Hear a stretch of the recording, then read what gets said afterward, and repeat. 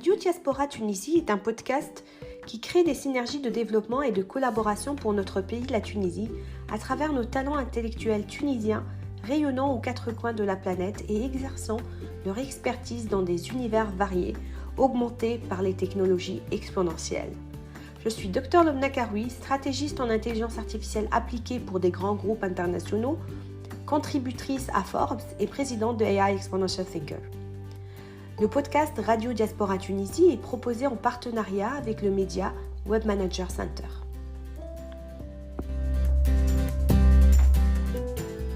La Tunisie a besoin de ses talents, acteurs de l'excellence, où qu'ils soient, pour la rendre de nouveau une terre prospère, pleine d'espoir pour sa nation.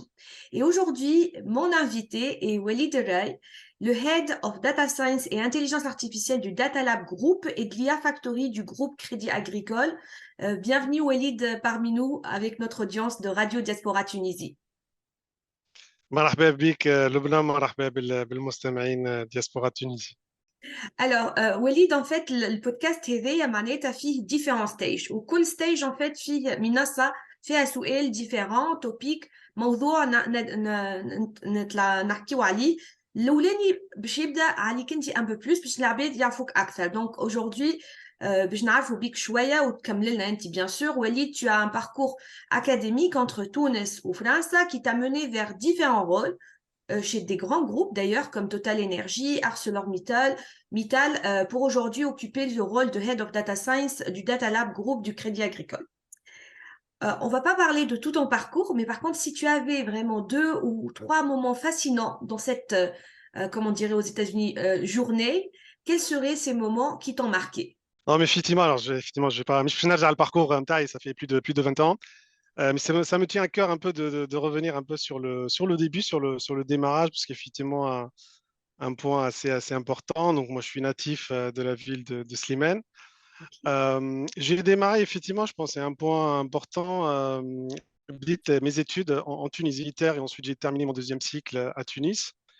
Et c'est là où un peu ça a commencé mon aventure avec l'intelligence artificielle. Et ça m'a donné avec mes professeurs en Tunisie qui m'ont donné l'envie justement d'aller plus loin. J'étais curieux de savoir en fait cette technologie parce qu'elle allie en plus informatique et mathématiques, un peu de mes deux passions. C'est ça qui m'a amené un peu pour aller poursuivre en fait en troisième cycle en France. Donc un troisième cycle orienté recherche qui m'a donné encore plus de curiosité et ensuite j'ai continué avec une thèse. Et c'est à la fin de cette thèse-là que vient un peu un des moments les plus forts, en tout cas de ma carrière, en tout cas marquant. Je parlerai plutôt de faits marquants. C'est la soutenance de ma thèse. D'accord. Pour plusieurs aspects, en fait, c'est quelque chose en fait de passionnant, je pense, de défendre un projet sur 3 ans. Moi, déjà, le mener, donc une thèse, c'est assez entre recherche et développement dans un domaine que j'aime toujours, qui est l'intelligence artificielle, Oui. qui était beaucoup moins en vogue à l'époque, mais également tout ce qui est, on va dire, domaine appliqué. Donc, c'est pour ça que c'était un fait marquant qui m'a ensuite mené à intervenir dans plusieurs grands groupes, comme tu l'as mentionné, Lubna, mais principalement à chaque fois avec un aspect innovation, recherche et développement, mais appliqué à des cas d'usage pour répondre à des besoins métiers. Donc, j'ai poursuivi en tant qu'ingénieur de recherche et vient ensuite, en fait, un fait marquant. Alors, ce n'est pas forcément un fait marquant bien positionné dans le temps, mais qui m'a accompagné sur pas mal d'expériences. C'est le fait de créer, en fait, un projet d'entreprise, de mettre en place, en fait, des équipes. Ça a commencé chez ArcelorMittal, où j'ai eu l'opportunité, justement, de créer ma première équipe en fait en data et intelligence artificielle, donc créée from scratch, mettre en place des roadmaps. Donc là, effectivement, il y a les challenges techniques, il y a les challenges humains, mais il y a également les challenges en termes de transformation et également en termes de partage d'idées et le challenge également de convaincre. Donc, je dirais, voilà un fait marquant qui s'est fait en plusieurs moments, en fait, tout au long de ma carrière, notamment le dernier au Crédit Agricole. J'ai eu l'opportunité en 2016 de monter from scratch Oui. les équipes data science et intelligence artificielle, voilà, derrière un roadmap sur un grand groupe. Mhm. Et donc voilà, ça allie un peu on va dire mes passions de l'intelligence artificielle et de la création, de l'innovation. Et c'est toujours bien sûr très enrichissant en fait. J'ai eu la chance de travailler dans mes équipes avec des personnes très brillantes. Donc c'est aussi une occasion d'apprendre également sur soi-même. Voilà, je dirais un peu, c'est les deux faits marquants qui ont jusque-là pas mal orienté en fait mes choix de carrière, mais également mon expérience en tant que professionnel, mais également sur les niveaux personnels. C'est clair. En fait, باش نرجعوا احنا بالطبيعة السوجي de l'intelligence artificielle avec un peu plus باش تعمقوا فيه أكثر à travers ton parcours, à travers les challenges اللي بديت تحكي عليهم شوية زاد aussi dans l'univers de l'entreprise. Sujet ثاني Walid est plutôt sur les chiffres. En fait, on a une rubrique qui s'appelle Parle en chiffres. Et en fait, on voudrait connaître quelque part Mhm. dans l'univers technologique. On va laisser large dans l'intelligence artificielle, la data, la transformation digitale. Ils nous invitent tous à réfléchir à plusieurs sujets, etc. Y aurait-il eu quelques chiffres, un ou deux chiffres qui t'ont marqué ces derniers mois et que tu aimerais bien partager avec notre audience aujourd'hui? Non, mais effectivement, je pense les univers que tu as cités, on peut de manière générale parler du numérique. Un fait marquant, hein, c'est que le numérique aujourd'hui est devenu, pour parler de chiffres en France, aujourd'hui, le numérique représente 5,5% du PIB. C'est un D'accord. chiffre en fait phénoménal. Donc ça montre un peu l'impact du numérique. On a parlé de technologie, de data, d'intelligence artificielle. On aura l'occasion certainement de détailler par la suite. Mm. Et ça montre aussi surtout le potentiel du numérique. C'est vraiment, en plus, il va derrière dès à présent. On voit notamment l'impact de l'IA de manière générale, mais de manière un peu plus particulière, sur les métiers, mais sur la société de Mhm. manière générale. Et derrière, tout ça, tous ces besoins-là amènent forcément à des besoins en termes de compétences. Oui, Pareil, selon plusieurs études, les compétences nécessaires dans les domaines du numérique, de manière générale, elles vont tripler c'est vrai. au niveau mondial. Donc derrière, en fait, on peut en tirer des conclusions en termes d'opportunités de développement, d'opportunités de création, mais Mhm. également d'opportunités d'avoir des impacts, des éléments qui sont très importants, en tout cas pour moi. Et on va voir de plus en plus, et on parlera peut-être un peu de plus de IA Oui. dans les rubriques suivantes. Mais je pense, voilà, vraiment deux faits marquants. Euh, L'impact en termes d'économie, 5,5% du PIB en France, ça va Oui. certainement augmenter. Et derrière, en fait, toutes les opportunités qu'il va y avoir en termes de nécessité de compétences et aussi en termes de création. Du coup, Elide, en fait, tu nous as partagé un chiffre important quand même sur le numérique qui est 5,5% du PIB en France. Et comme tu le disais, ça ne cessera d'augmenter. Et c'est surtout l'impact aussi d'un point de vue, de mon côté, l'impact en termes de compétences et en termes d'opportunités. En termes d'opportunités, on va en parler certainement aussi un peu plus, dans le sens, femme à a des opportunités autour de l'univers, de data, de l'intelligence artificielle, de la technologie ou numérique, c'est le grand ensemble. Ou le côté compétences, اليوم قاعدين نشوف وين فما article بيخرج prochainement كتبته في ويب مانجر سنتر لو نحكيو على الريسكيلينغ والابسكيلينغ les chiffres impressionnants hein, ou l'impact sur les emplois bien évidemment ou l'évolution de la notion de compétence qui va devenir il faut avoir ces compétences là mais il faut aussi renouveler et être, comme on dit, un life learner finalement là-dessus. Donc, c'est très important les chiffres اللي قدمته وليد والregard là-dessus. باش نتعداو l'intelligence artificielle اللي هو معناتها une passion commune qui m'a ou une passion ou une profession معناتها finalement commune بيني انا Tout وياك à fait. sachant اللي معناتها باش نعلقوا اكثر على ton regard multi secteur ça c'est très important زاد باش نسمعوا l'audit معناتها l'audience نتاعنا على الregard نتاعك là-dessus l'intelligence artificielle Walid est un univers d'opportunités illimitées وبديت تحكي لنا عليها الحكايه que tu connais bien à travers finalement des teintes industrielles variées Et en fait, la question, j'aimerais bien te la poser, c'est quelle est ta perception de cet univers technologique et surtout quels sont les challenges pour réussir de telles transformations dans des grands groupes? Bien ou chouïa, mais ce serait bien de amener les lenses finalement de différents secteurs. Aujourd'hui, Famal Banking, mais avant, كنت في Total Energy, في Total Energy ou في ArcelorMittal ou كنت تعرف زي Orange, معناتها vraiment des secteurs complètement variés. Je pense qu'on a la chance vraiment de vivre un changement radical de l'impact de l'intelligence artificielle. C'est pareil, jusque-là, on va dire jusqu'à une dizaine d'années, c'était un domaine vraiment dédié aux spécialistes. Donc on va voir vraiment quelques domaines, quelques métiers, quelques applications où on va voir recours à l'intelligence artificielle. Je pense aujourd'hui, alors quoi qu'on en pense, mais surtout avec notamment l'IA générative et chat GPT, ça a permis vraiment de mettre l'intelligence artificielle en avant pour le monde public de manière générale. Je pense qu'il y a une prise de conscience sur l'apport possible de l'intelligence artificielle et de l'impact que ça peut avoir. Tu as cité tout à l'heure l'univers technologique, la data, l'intelligence artificielle, la transformation digitale. Je pense qu'il est intéressant dans l'intelligence artificielle aujourd'hui, c'est que ça devient en fait une composante centrale. Une composante centrale, bien sûr, qui a besoin d'interagir avec les autres composantes. Tu as parlé de rescaling, d'upscaling, donc il y a besoin vraiment d'être connecté avec l'IT, de travailler de manière beaucoup plus proche, d'être connecté aussi avec les métiers, parce que tous les métiers aujourd'hui sont impactés. Même aujourd'hui, au Crédit Agricole, on travaille vraiment pour l'ensemble des métiers, donc ça va des ressources humaines en passant par le marketing, la cybersécurité. Donc c'est vraiment une technologie ou des approches et des solutions qui est transformante.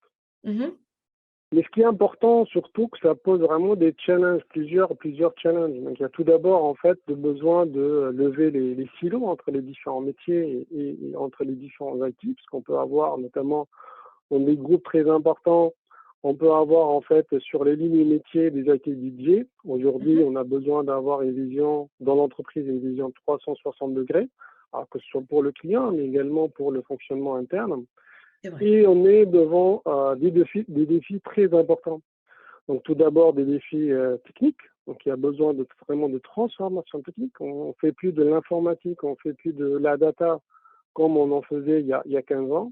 On a besoin d'agilité très importante. Aujourd'hui, quand on veut livrer un service, que ce soit par exemple pour de la relation client, pour faire des moteurs de recommandation, on a besoin de beaucoup plus de systèmes d'information beaucoup plus agiles, de systèmes d'information connectés, interopérables, pour que le service qui soit rendu soit de bonne qualité.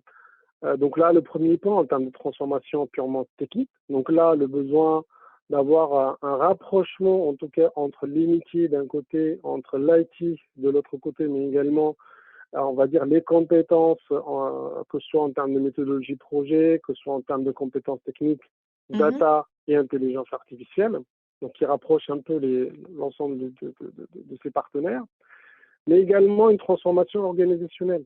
Aujourd'hui, il y a l'impact de l'agilité est beaucoup plus important, ça devient vraiment une nécessité d'avoir cette proximité avec les métiers, mais également une nécessité pour pouvoir avoir un time to market assez réduit. Et également en termes de prise de décision. Aujourd'hui, ce qui peut freiner en termes d'innovation, en termes d'usage, parce que c'est pas forcément les idées qui manquent, c'est pas forcément les compétences qui manquent, qu'on soit dans un groupe, dans une PME ou même dans une startup, ce qui vraiment peut freiner, peut réduire, pour ralentir, c'est vraiment la prise de décision. Et donc ça nécessite derrière une transformation organisationnelle ou une organisation, on va dire, pyramidale, n'est pas forcément adaptée. Donc, il y a besoin de donner pas beaucoup plus d'autonomie, par exemple, aux équipes. Donc, il y a une réelle transformation organisationnelle.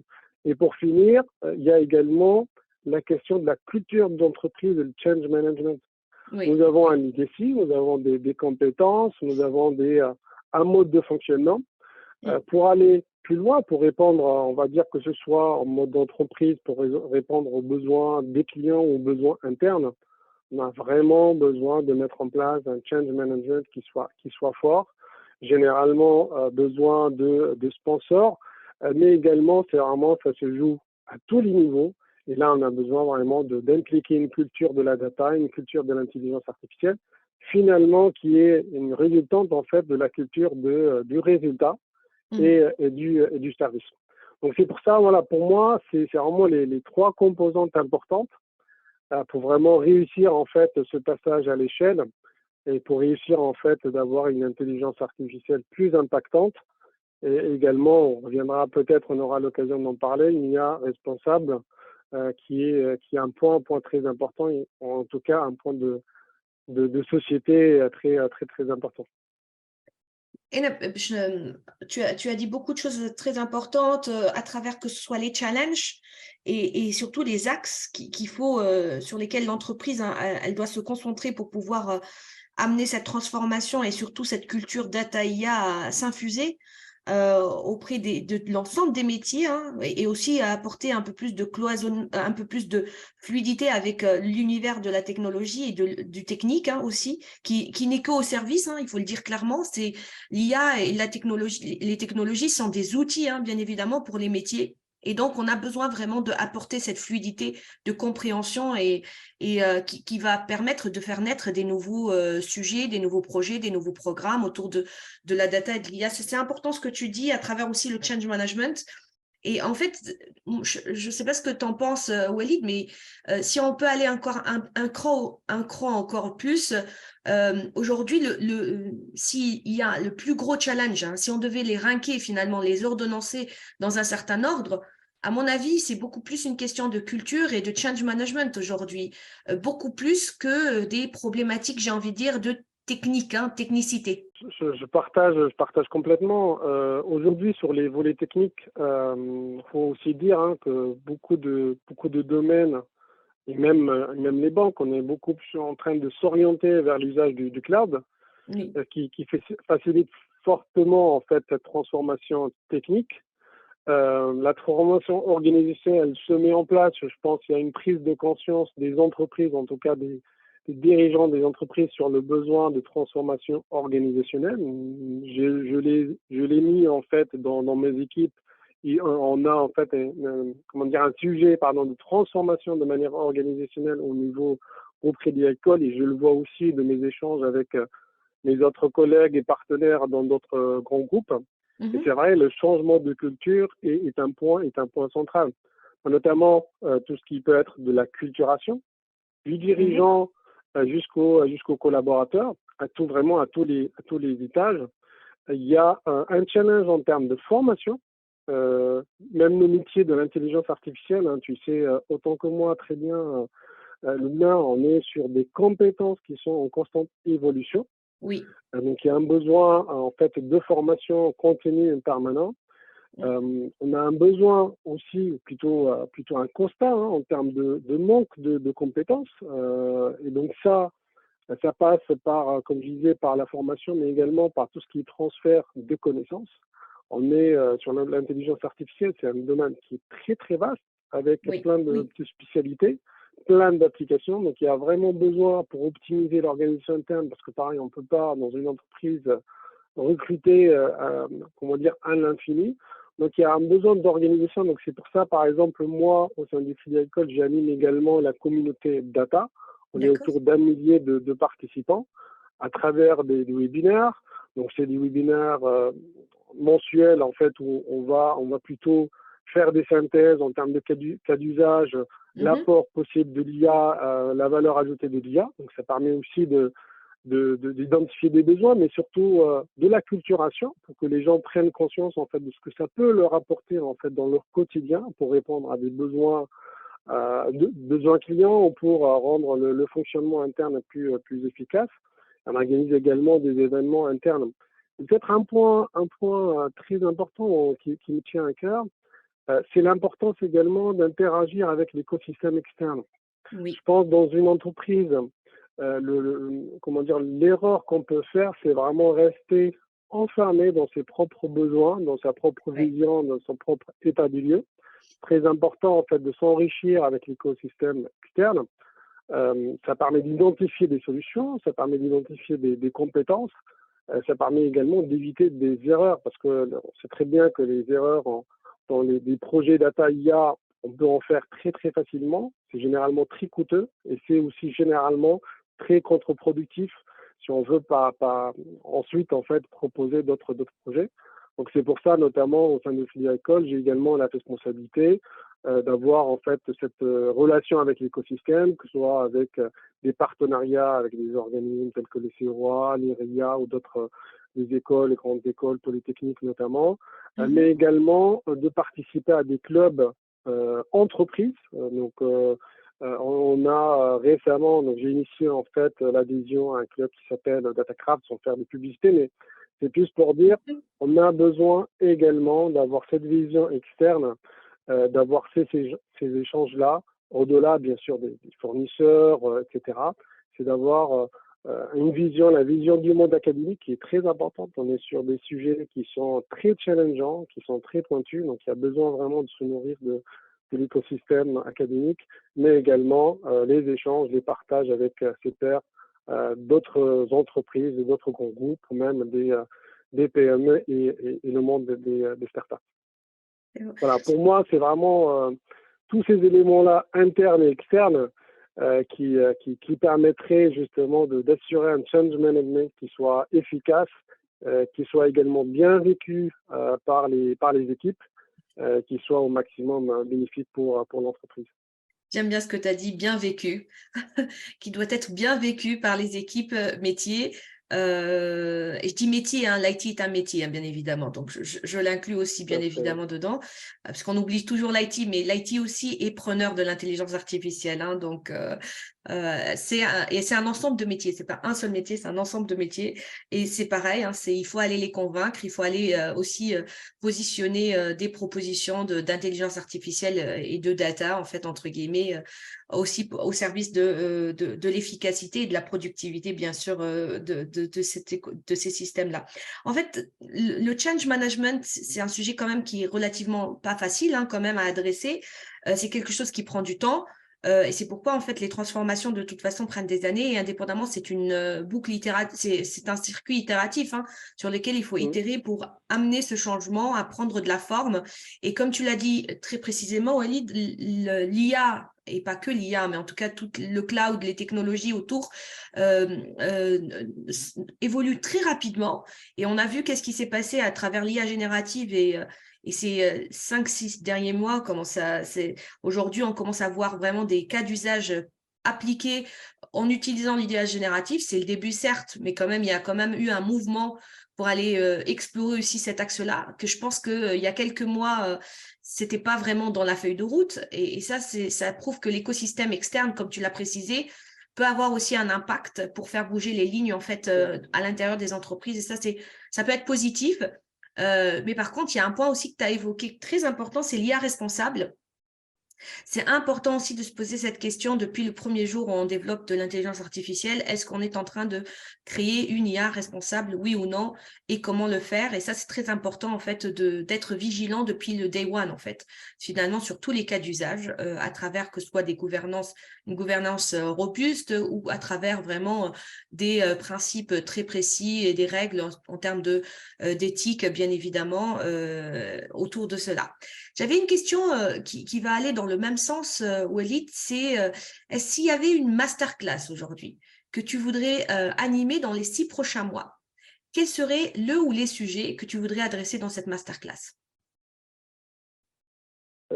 Moi, il y a vraiment en fait 2 sujets qui me tiennent vraiment à cœur et je pense qu'ils sont très importants et c'est même en fait des attentes, on va dire, de la société de manière générale.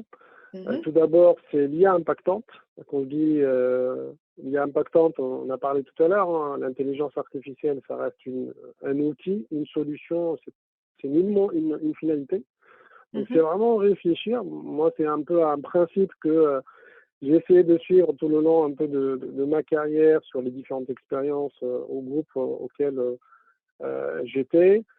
C'est vraiment partir d'un besoin, comment identifier un besoin, comment vraiment se poser les bonnes questions sur est-ce que je dois faire de l'IA ou pas, même si aujourd'hui l'IA est partout, quel est l'effort à mettre en place et comment faire de sorte de développer, de mettre à disposition une IA qui vraiment va réconcilier plusieurs éléments, les éléments de performance bien sûr, mais ça rejoint un deuxième sujet qui est, que tu viens d'évoquer également, c'est l'IA responsable.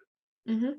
Aujourd'hui, moi je dirais que c'est inévitable de développer des IA qui soient nativement responsables. Alors pour plusieurs raisons.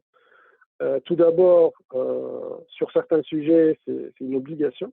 C'est une obligation réglementaire quand on est sur des sujets de risque ou même sur des sujets, par exemple, dans le domaine médical, on va mettre en place une IA qui va faire un diagnostic d'une maladie lourde qui peut même en fait intervenir lors d'une opération chirurgicale.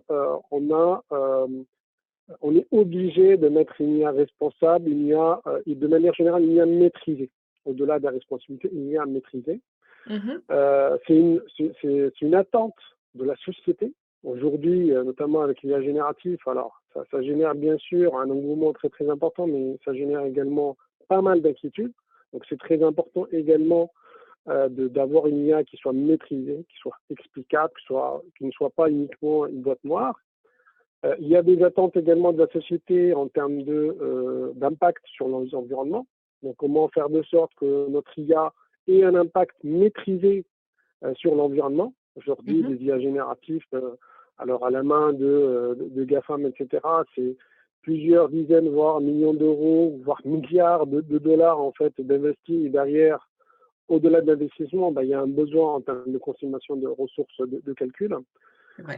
Donc voilà, ces éléments-là, si j'avais vraiment un masterclass pour résumer, une IA impactante pour l'entreprise et pour la société de manière générale, une IA qui reste maîtrisée, une IA qui soit responsable. Ok, bon bah en tout cas la masterclass c'est clair, c'est l'IA impactante, responsable et je dirais et je compléterai maîtriser. Pourquoi? Parce que c'est important aussi de pouvoir maîtriser en fait ce type de technologie parce que on voit tellement les opportunités, la valeur ajoutée, mais on voit aussi quand même un certain nombre de risques. Et moi je le dis de toute façon dans AI Exponential Tech, qui est une association internationale en fait qui a été créée il y a quelques années, on cherche à amplifier la connaissance et démocratiser la connaissance autour de l'IA, des technologies exponentielles, pour des raisons d'opportunité, mais aussi des raisons de risque, parce que c'est important de savoir que ces technologies peuvent malheureusement être comme toute arme. Elle peut servir à protéger, comme elle peut servir à nuire à la personne ou à la société, etc. Donc c'est important que la société s'en rende compte des deux côtés, des deux facettes de ce type de technologie, bien évidemment. Et tout cet univers numérique, bien évidemment, qui a double facette aujourd'hui. Alors du coup, وليد باش نمشيو للتوبيك الرابع نتاع البودكاست نتاعنا اللي هو على تونس intitulé Tunisie, regard de notre diaspora. Et en fait, on aimerait bien savoir, d'après toi, quels seraient les axes sur lesquels il faudrait amplifier l'investissement ou l'effort pour faire rayonner nos talents, bien évidemment, on commence par les talents, les encourager et redresser la situation en Tunisie. Quelle est ta perception des choses aujourd'hui? Personnellement, ma philosophie est que les petites victoires font les grandes victoires. Je pense que c'est très important d'avoir des objectifs court terme, moyen terme, bien sûr, qui vont renforcer et servir une vision à long terme qui est toujours nécessaire. Moi, je pense qu'il est d'abord important de partager le constat suivant et que la Tunisie est riche de compétences, que ce soit en interne, que ce soit en externe, à travers sa diaspora, qui font déjà aujourd'hui et qui la font rayonner. Qu'il est très important de la mettre en avant, comme tu le fais aujourd'hui. Je te remercie pour ces initiatives-là qui sont très très importantes. Et ça permet dans un premier temps en fait de renforcer cet impact-là, mais également c'est un axe en fait encourageant, je pense très motivant pour nos jeunes, voilà, qui voient que il y a des voies possibles, il y a des voies de réussite possibles. Et qui peuvent y croire. Et donc voilà, donc c'est un axe de motivation très très important. Et moi, je pense au-delà en fait D'éléments concrets, je pense que le point le plus important, tout d'abord, c'est d'y croire. Je pense que nous sommes Oui. un petit pays géographiquement, mais un grand pays avec une histoire, avec une culture, avec un système éducatif qui est très fort, avec des compétences qui sont très brillantes. Je pense très important de capitaliser sur ça. Ce qui manque peut-être, c'est donner plus d'opportunités, c'est de renforcer en fait un écosystème aujourd'hui très important d'entreprendre. On ne peut pas uniquement rêver d'être intégré à un gros groupe, c'est très bien, mais je pense très important, on est dans, on va dire, deuxième étape, on le voit aussi en France. L'entrepreneuriat en fait devient une composante de l'écosystème très très importante. Et je pense que l'intelligence artificielle, j'y reviens parce que c'est un peu mon corps de métier, c'est une réelle opportunité parce qu'on peut entreprendre, on peut proposer, on peut créer des entreprises sans forcément avoir on va dire, des ressources très très importantes, des ressources économiques très importantes. On a vu des succès déjà, DeepMind, pas DeepMind, j'ai oublié un peu le nom de la société. Mais voilà, on a déjà des licornes tunisiennes qui ont réussi un peu à conquérir certains marchés grâce à l'IA. Et je pense très important, voilà, de mettre en place en fait cet écosystème-là. Je pense déjà en Tunisie parce qu'il y a des opportunités, parce qu'il y a aujourd'hui cette proximité-là avec l'Europe. Il peut y avoir de réelles opportunités. Voilà, pour nos jeunes, pour entreprendre. Il y a un vrai besoin aujourd'hui de renforcer cet écosystème-là et aussi se baser voilà, sur nos compétences, que ce soit à travers la diaspora en France ou ailleurs, qui peut apporter aussi son regard, qui peut apporter sa contribution, mais également sur l'écosystème interne. Nous avons un écosystème éducatif qui est très, très fort, également des entrepreneurs, mais je pense voilà, il faut plus les encourager. Aujourd'hui, on a besoin d'y croire et on a besoin de s'organiser, d'encourager. Je pense que c'est vraiment les trois éléments, en tout cas à mon humble regard, qui sont importants et qui représentent des opportunités, je dirais même illimitées aujourd'hui. Je peux que Manette, être d'accord avec toi, Walid, là-dessus, sur ces axes-là. Et sur le fait que aussi, on le redit encore, c'est que nos talents, ils sont vraiment brillants. Notre système d'éducation, il a besoin d'évoluer certainement comme tous les autres systèmes. Ça, c'est plutôt un effet mondial sur lequel il faut faire évoluer le système d'éducation carrément. Le changer à la source, j'ai envie de dire, parce que c'est quand même, on avance vers un avenir qui est complètement différent et incertain. Et donc, il faut apporter des compétences qui sont capables aussi de pouvoir gérer et digérer ce type d'univers et carrément le créer, d'accord? Donc, je pense que c'est pourquoi le système d'éducation, s'il faut le remettre en question, c'est pas une question de la Tunisie, c'est une question mondiale. Aujourd'hui, c'est une question qui n'a pas encore été résolue, en tout cas. Mais en tout cas, si on doit rester à équivaut, aujourd'hui, le système d'éducation tunisien, il est extrêmement pertinent, il arrive à nous produire en fait des talents brillants. Là où, à mon avis, il y a encore des points à compléter, c'est un peu ce que tu disais à un moment donné, c'est d'avoir une vision. Je pense qu'il peut manquer une vision en fait qu'il faudrait développer davantage avec une vraie trajectoire. Et il faudrait aussi enrichir l'écosystème. Je pense que l'écosystème, il y a quand même des prémices d'écosystème, bien évidemment, mais à mon avis, il faut l'enrichir davantage pour pouvoir faire en sorte que nos talents, nos entreprises et finalement ces capacités d'être au courant de tout ce qui se passe à l'extérieur en termes d'innovation, en termes de disruption, pour qu'on puisse en fait le communiquer auprès de nos talents qui soient les meilleurs en fait finalement, à mon avis. Et il y a quelques jours en fait, à travers l'association Reconnect, on a eu un échange très très riche de la diaspora avec des compatriotes, je le dis comme ça simplement, de Google, d'Amazon et d'autres entreprises, là où on a discuté vraiment les axes sur lesquels on peut apporter de l'aide et surtout de support et de l'espoir pour les talents, pour les entreprises, pour l'écosystème, pour l'enrichir. Un des points qui sont sortis, Walid, c'est l'importance du côté appliqué, du côté pratique, d'accord? Parce que théoriquement, je pense qu'on est très bon. La question, c'est être au courant aussi de ce qui se passe en termes d'appliqué. Et ça, tu le sais mieux que moi, en fait, dans l'univers que tu travailles, en fait, dans l'IA, je dis n'importe quoi, mais peut-être, mais dans le secteur télécommunication et que tu ailles dans le secteur bancaire, Moi, j'ai travaillé dans les deux univers aussi. Il y a des choses complètement différentes en termes de métier. La richesse n'est pas forcément, les métiers sont pas les mêmes, donc forcément les cas d'usage sont pas les mêmes, etc. Il y a toujours des axes bien sûr communs, bien évidemment, mais il y a quand même des particularités sur lesquelles ça apporte une spécificité à prendre en considération quand on travaille sur ces univers data IA, n'est-ce pas, Walid? Complètement, complètement. Je pense que c'est un des éléments que j'avais évoqué, la vision finalité, la vision service sont très très importantes. Je pense effectivement en Tunisie, on met un accent très très important sur la théorie, hein. C'est pour ça nous avons des mathématiciens très brillants, des physiciens, des informaticiens, etc. Mais je pense aujourd'hui avec le numérique, justement, on peut accéder beaucoup plus facilement à cette culture de la technologie appliquée. Et je pense Exactement. effectivement, ça c'est un point, je partage complètement, qui peut booster l'écosystème interne. En tout cas, permet de créer des initiatives impactantes, que ce soit sur le niveau régional ou même sur le niveau international. Je partage complètement. Et tu vois, par exemple, aujourd'hui, tu l'as dit à un moment donné, et je ne suis pas restée là-dessus, mais là, ça me revient rapidement. C'est très important. Tu avais parlé de la richesse et surtout le volet en fait de l'intelligence artificielle, il est très varié. Et en fait, aujourd'hui, on ne peut pas dire, et j'aimerais bien t'entendre là-dessus aussi, on ne peut pas dire il y a un expert en intelligence artificielle. Ce n'est pas vrai, déjà, parce que l'IA, c'est beaucoup de domaines différents. D'accord? Et donc, on peut avoir des profils polyvalents, bien évidemment, qui peuvent faire, je dirais, du computer vision, du NLP, etc. Mais on ne peut pas avoir quelqu'un qui est l'expert de tous les domaines de l'intelligence artificielle. Et j'arrête pas de le dire depuis des années. Qu'est-ce que tu en penses là-dessus?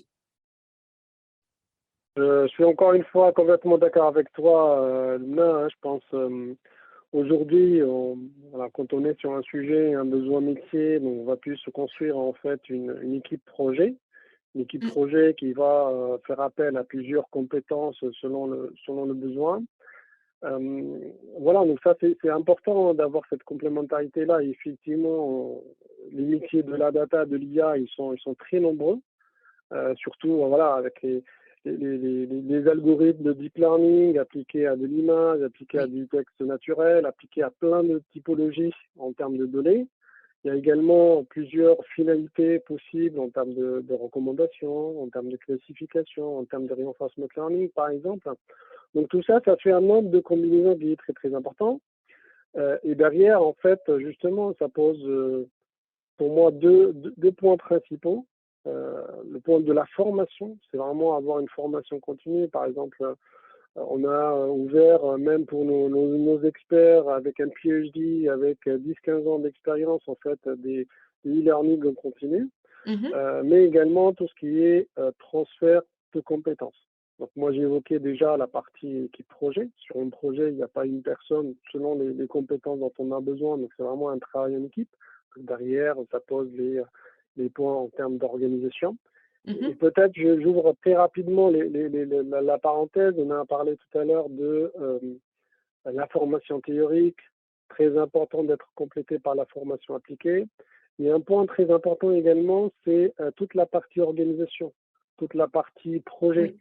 Je pense également un point, peut-être, si j'avais à compléter, on va dire, le système éducatif actuel, par exemple pour nos ingénieurs, mais de manière généralisée, je sais que certaines formations le font, c'est vraiment cette culture projet, cette culture organisation, parce qu'elle est très importante, justement pour que l'impact d'un data scientist, d'un machine learning engineer, par exemple, ou tout ingénieur de manière générale, soit vraiment importante dans l'entreprise. Donc voilà, complété par cet aspect-là. C'est excellent, la culture projet, c'est un bon point aussi. J'ai rarement entendu quelqu'un parler de cette partie, alors que c'est très pertinent, je trouve, et je comprends ton point là-dessus. Quand on voit des data scientists dans le monde de l'entreprise, ils pensent que c'est eux qui vont faire tout, et c'est surtout Ben, en fait, il faut juste que derrière, on arrive à l'expliquer. On l'explique, je pense que tu le fais aussi dans tes équipes et autour. C'est que c'est toute une équipe. Donc, il y a vraiment la personne qui est de l'IT, il y a les personnes de l'architecture, il y a une personne de la data science, il y a une personne de la data. Et c'est pas une personne, ça se trouve, c'est plusieurs personnes, plusieurs profils différents. Il y a des personnes du métier, bien évidemment. Donc ça c'est ce que tu appelles, toi, bien évidemment, quand tu construis un projet, c'est la culture projet à travers tous ces collaborateurs qui vont venir pour le même objectif, faire atterrir ce projet et faire adopter ce produit, hein, bien évidemment, qui va être utilisé par les end-users, les métiers, les utilisateurs, les clients, etc. Donc, très important aussi cette partie-là. On arrive, Walid, au dernier topic, hein, qui est un topic, donc sur le blad, معناتها السوجي يعني الموضوع الاخراني نتاع الديسكسيون نتاعنا اللي هو اسمه بورتري شينوا. نكملوا بطريقه معناتها خفيفه معناتها à travers 5 questions rapides pour mieux vous connaître, pour mieux te connaître, Walid. Donc première question, donc question rapide, réponse rapide. Si tu étais un livre. Le voyage d'Ibn Battuta. Ok. J'ai beaucoup voyagé, j'aime bien le voyage, je pense que c'est très formateur. Là, tu viens. Ça, c'est le deuxième point en commun. Alors, l'intelligence artificielle ou les voyages, c'est le deuxième point en commun. Je répondais à une interview il n'y a même pas 2 jours et je disais, moi, ce qui me permet de me renouveler, c'est le voyage. Mais bon, c'est pas tout le temps possible, bien évidemment, au vu de la charge et tout. Donc, mais bon, en tout cas, c'est le voyage. Donc, c'est un bon point. Deuxième point, deuxième question. Si tu étais un film. Moi, je dirais l'adaptation d'un roman de Jules Verne, 20 milieux sous les mers. Voilà, Ok. parce que j'aime bien la découverte. Bon, c'est un film assez passionnant, qui date un D'accord. peu, mais très. Ok. Donc, ok. Question 3. Si tu étais un loisir créatif. Bon, on prend la sculpture. Ok. Si tu étais une activité. Activité, alors, je n'ai pas fait une activité sportive, la course à pied.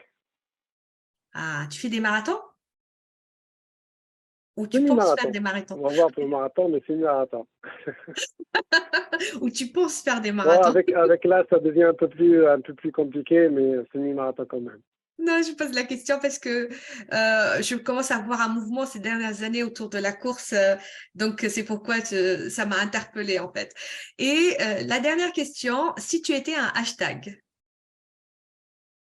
Alors, j'ai beaucoup réfléchi, je vais dire Tunisie, parce que voilà, la Tunisie me tient beaucoup à cœur. Je pense de manière, alors, je ne vais pas dire spécifique pour les expatriés, mais hashtag Tunisie, voilà, 100%. Parfait, j'ai bien fait de t'inviter alors. Le hashtag et indépendamment, la discussion est très riche, surtout avec une masterclass aussi, Walid.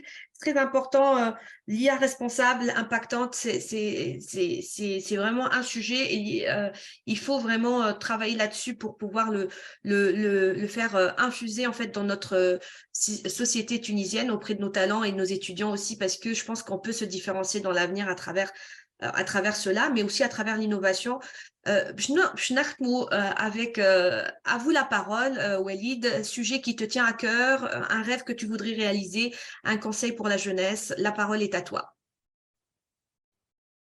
Voilà, tout d'abord, نحب نشكرك دكتور لبنى pour cette invitation. C'est vraiment agréable d'échanger et j'espère que voilà, on va porter une petite graine pour la communauté. J'en profite aussi pour saluer tous nos compatriotes qui soient en Tunisie ou à l'extérieur de la Tunisie, plus spécialement ma grande famille. Hey. Moi, je pense un sujet, c'est vraiment l'espoir. Je pense aujourd'hui, on est Fitounes, on a besoin d'y croire, on a besoin d'espoir. Et je pense, voilà, avec de l'entraide, avec la communication, avec l'ambition, je pense on peut y arriver. Donc moi, j'invite nos jeunes vraiment qui sont très ambitieux déjà, qui ont un esprit voilà, ouvert sur le monde. Moi, je les invite vraiment à y croire, à travailler. Je pense que tout arrive par le travail. Je pense que c'est très, très important. Et ensuite, voilà, rester dans notre culture de responsabilité, d'entraide, pour avoir un impact positif sur la société. Je pense que c'est ce qui nous caractérise, on va dire, le monde arabe musulman. Je pense que c'est très important dans sa vie d'avoir d'avoir cette culture-là. On a une culture très très forte. Oui. Certains nous ont vu cette culture-là. Et je pense que ça peut être un moteur très important dans notre vie personnelle, mais aussi dans notre vie professionnelle. Je suis tout à fait Et, d'accord et avec toi. aussi un point très... سامحني قل لي ما سمعتكش. alors, je finirai peut-être après, mais je te souhaite d'avance Eid Mabrouk, et aussi à toutes les personnes qui vont nous écouter à travers ce podcast. Alors, une très belle conclusion, parce que tu as dit aussi quelque chose de très important sur l'espoir. La culture interne, qui est une culture très très riche. Et aujourd'hui, en fait, il ne faut pas qu'on oublie que c'est un pays qui est sorti vraiment de l'Istiqlal, qui a réussi à mettre des piliers. Et donc, on va avoir un épisode dans quelques jours aussi avec par rapport à la femme et le rôle de la femme, l'éducation. C'était les premiers piliers qui étaient sur. En fait, on est parmi les premiers pays à avoir des femmes qui votent, hein, si ce n'est avant même dans l'Europe, hein, avant plein de pays en Europe. On est un pays dans le système d'éducation, il nous a permis de rayonner et d'exister, et surtout de faire perdurer cette culture de richesse. Je pense qu'on passe par des moments un peu difficiles, mais on garde beaucoup d'espoir et on y croit. C'est certainement ça. C'est pourquoi, en fait, on a lancé Radio Diaspora Tunisie et l'ensemble des actions qu'on est en train de mener, parce que on sait très bien que nos talents qui sont partout dans la planète cherchent à aider, cherchent à contribuer, cherchent à supporter, en fait, d'autres Tunisiens un peu partout et en Tunisie aussi. Donc, du coup, c'est important, en fait, qu'on crée ces bridges et qu'on amène cette fluidité, en fait, finalement, le peu qu'on peut, en tout cas. Mais merci beaucoup, avant tout, merci beaucoup, Walid, d'être avec nous aujourd'hui. C'était un énorme échange au cœur de notre passion commune, l'intelligence artificielle et notre profession. Et ça me ferait plaisir de continuer la discussion, bien évidemment, ultérieurement. Merci encore, Walid. يعطيك الصحة لبنى, encore une fois, Eid Mabrouk, et à tous nos auditeurs.